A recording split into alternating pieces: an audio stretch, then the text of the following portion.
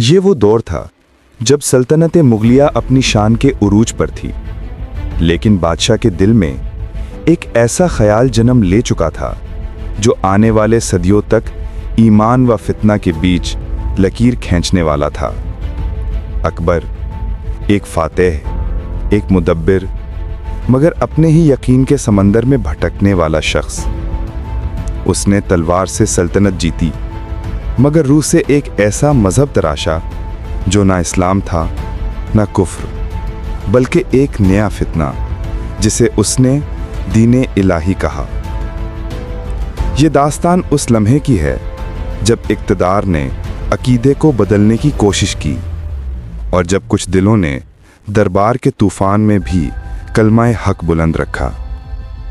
अकबर बादशाह और दीने इलाही का फितना, जहां सवाल सिर्फ तारीख का नहीं, ईमान और इक़्तिदार के टकराव का है।